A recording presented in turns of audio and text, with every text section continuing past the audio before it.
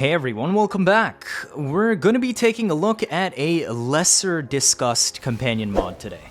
So a little over a week ago, Contagious Bond was buffed to 50% damage spread instead of, well, 1% because DE forgot about that. But now it actually spreads part of the damage that came from the original targets. Many of you have came to me asking if there's a way to make this DPS now, and some more of you even ask, is this a chance for AoE Heat Inherit to shine on any frame? Well, it's complicated, so we'll get into that in this video. While this does look pretty impressive in the Simulacrum, with tens of millions to hundreds of millions of damage and nearly 1000 heat procs, this does not fully translate into what happens in mission. Now, this did not work properly until 2 days ago because of a script error that was patched which arbitrarily prevented Contagious Bond from proccing, which would kill the setup due to the inconsistency, but now it is 100% reliable. Let's take a closer look. Contagious Bond spreads 50% of the stacked status effects to surrounding enemies within 9 meters of them when your companion lands a kill.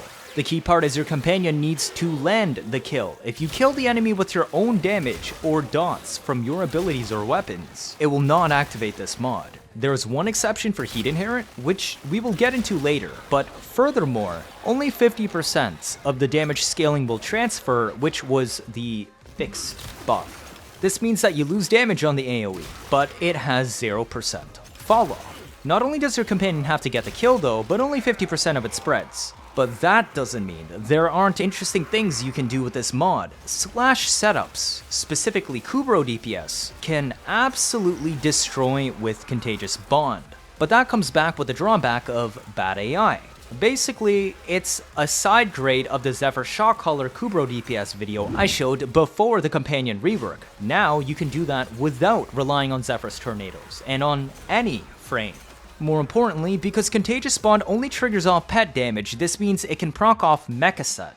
All Mecha set kills are considered pet damage scaling and most commonly sources DPS from, well, slash builds. Mecha set kills out to 30 meter radius with 0% fall off, and assuming there are enemies at the edge, Contagious Bond extends the hitbox 9 meters further to 39 meters radius. In optimal scenarios, this represents a 69% total hitbox increase, which is massive, but in practice, rarely are there that many enemies camping the 30 meter edge. So I'd say a 20 to 25% total hitbox increase is more accurate.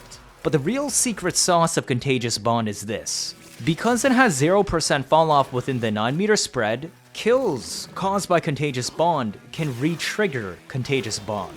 This means it works a bit like Acid Shells, albeit it only deals dot damage instead of percent HP damage. Because it can reapply dots and has 0% fall off, Contagious Bond has true quadratic scaling.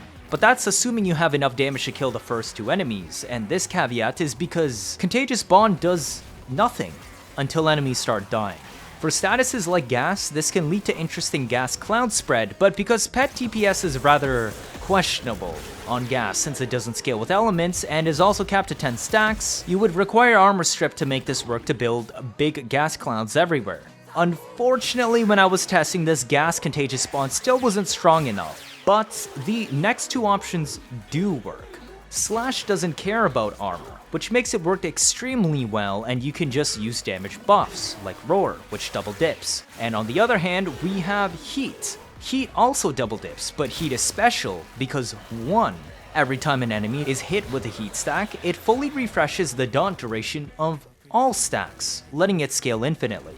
And 2, due to how Heat Inherit works, so long as the first heat dot is applied by your pet or Contagious Bond spread, all heat stacks on that enemy after are also considered applied by your pet, whether from your guns or abilities from the second stack onwards, and can thus massively inflate your quote-unquote pet damage to trigger Contagious Bond spread cascades and overwhelm armor scaling. The most important thing to remember is if you kill enemies with your weapons or ability, be it dots or not, it will not spread Contagious Bond except for Heat Inherit setups. The same setup can be used for any frame today, since the only parts that matter for Contagious DPS is roar scaling, having enough energy, and not dying. Therefore, tankier frames will obviously be more enjoyable. I've chosen Zephyr for just ease of comfort from Turbulence and because I was comfortable using it from my previous pet showcase, but as I said, you can literally use anything. This is basically the power creep version of the companion Tornado DPS setup I showed a few weeks ago. There's one other thing I want to point out though. The actual damage spread has a base damage value of 1. The Dawn has the intended scaling. This is important because a lot of other abilities in the game, such as Breach Surge, depend on base damage of the source. This means Breach Surge produces sparks that deal 1 damage if triggered by Contagious Bond, despite the dots ticking high, and other more obvious options like Garuda Seeking Talons will also only deal 1 damage when scaled off Contagious Bond, despite the dots, well, being pretty large. It really shouldn't matter anyway, since Slash Bond is an actual setup that can rip Steel Path apart at 120 to 140 kpm. Okay, let's look at that Zephyr. The most important part of this is Roar. That's because Kubrows cannot equip Bane mods, also Predasite's work. And since Contagious Bond scales off dots, then our main DPS has to be dots. Roar double dips for dots, granting access to a new multiplicative stat and squared scaling. And that's why we run roughly 300 strength. I even ran Madurai, but just know that hitting roughly 333 strength results in a 100% roar, aka 200% damage or double damage. And this double dips as 2 squared or 4 times scaling. So yes, a 333 strength roar makes your pet deal 4 times damage on bleeds.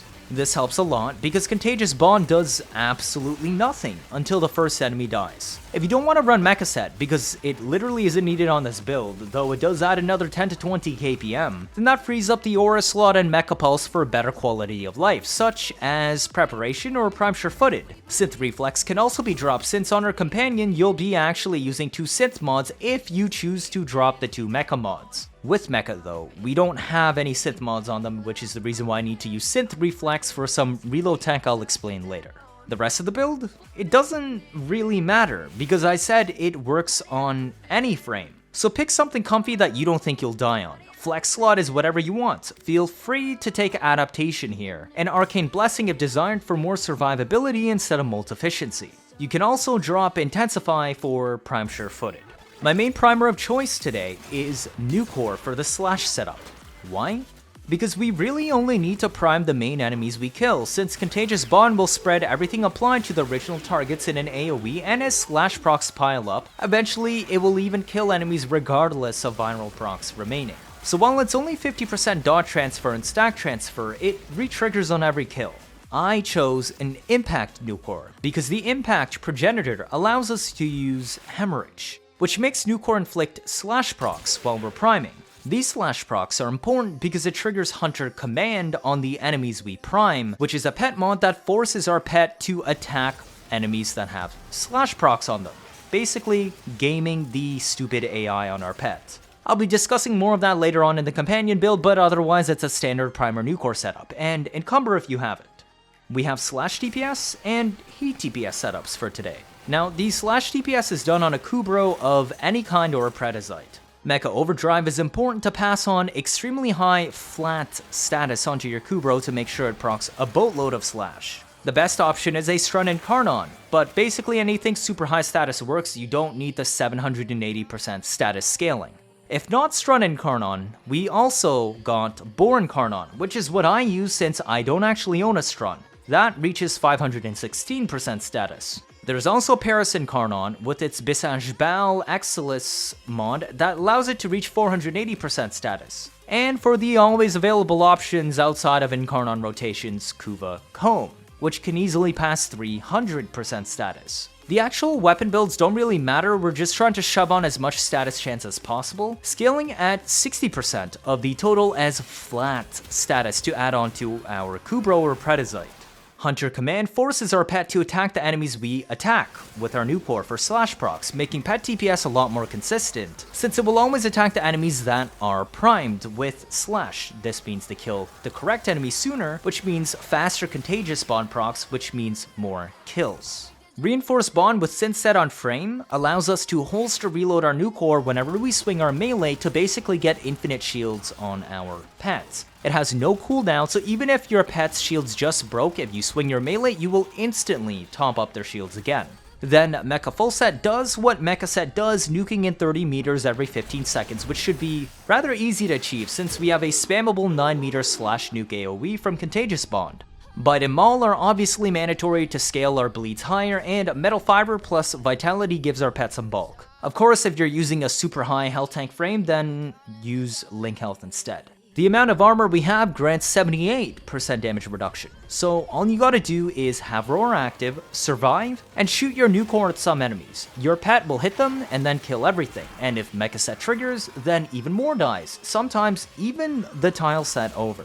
The heat setup is a fair bit different. Now, you don't use Mecha Set because of how heat inherent works. Do keep in mind that means you can swap the Mecha mods on Zephyr for whatever you want on your frame instead of using Mecha Empowered and Mecha Pulse. You need as much heat percent stacked on your companion as possible, and Kubrows and Predasites only have access to Flame Gland, a simple 60%. So instead, we use Helstrum on any Sentinel of your liking. I would recommend Worm because it can easily reach 1200 shields to activate Reinforced Bond, especially with Reinforce granting plus 600 shields, and Worm has 600 already without even redirection equipped. But realistically, any Sentinel will still work. Base damage doesn't matter since Heat only cares about mod heat percent and mod bane percent on the very first stack. So we skip Serration. I chose Helstrum due to its size of AoE for priming purposes, and make getting the first kill more consistent. We also piled on Fire Rate because Helstrum shoots very slowly by default, 0.25 or once every 4 seconds. Bane is considered, as I said, for heat stack, so it needs to be present on our Sentinel weapon. Here's how Heat Inherent works. Every heat stack after the first fully refreshes all stack durations, and it will always scale off the mod heat percent of the first stack. You remember how Bane's double dip for dots? Well, on Heat Inherit, one dip comes from whatever applied the first stack, which is why our Helstrum has a Bane, whereas the other dip comes from whatever produces the procs afterwards, which is our Phantasma, and you'll see a Bane on it later. But this is also why I threw on so many heat mods on our Helstrum, so we have plus 210%. Helstrum being an 8 main heat is also a bonus to make it even more consistent on proccing. Now, our DPS tool is different. Instead of, well, not having one and using a Nukor and a, well, Boar, all I need is a Phantasma on a Viral Heat build. Why? Because the Viral Heat Phantasma rarely does enough raw damage to kill and instead burns enemies to death, whereas providing enough Viral for spreading on Contagious Bond. This is important because Contagious Bond only triggers when enemies die to dots and not raw damage. So if I kill them with the raw damage of my Phantasma, then Contagious Bond fails. But more importantly, as I originally said, all heat dots scale off the first stack for ownership. You probably notice I have 0 damage numbers when I showcase this. That's because the ownership of the heat dots all belong to my Sentinel, because my Sentinel tanked the enemies first, despite me shoving on a ton of heat stacks with Phantasma. So all the heat stacks are now still considered my Sentinel's damage. This means kills from these burns are companion dot kills and can thus trigger Contagious Bond to spread. This is exclusive to heats and cannot be done with any other status type. This is also why we want an AoE Sentinel primer and why we shoved on so much fire rate to maximize the amount of available enemies your companion might hit for you to shoot. If you hit enemies with Phantasma first, then those are considered Phantasma stacks, even if your Sentinel hits them afterwards. Playing this one is extremely similar to the Slash setup, though with one caveat. You just have Roar active, don't die, but pick a bright color for your Sentinel's weapon. Shoot any enemy your Sentinel Helstrum has shots. They light up. Don't shoot anything else. Pretty simple, right? The very first enemy is the only one you can hit. Tap them a bit and they will burn out. But after that, a ton of enemies will start lighting up and now you can just burn them all. And then that will make its way through the crowd and raise the entire tile down. That's it. Cheers. If this is your first time watching, feel free to leave a like or better yet subscribe. Let me know your thoughts down in the comments. 79.5% if you're not subscribed. I'm trying my best to get you new information out always as soon as possible. Like I've done with the companion rework and, well, this. Stick around if you want to see interesting memes and builds on a nearly daily basis. You don't want to miss out on any of that, do you? That'll be it for this video. Thank you all for watching and I'll see you all next time.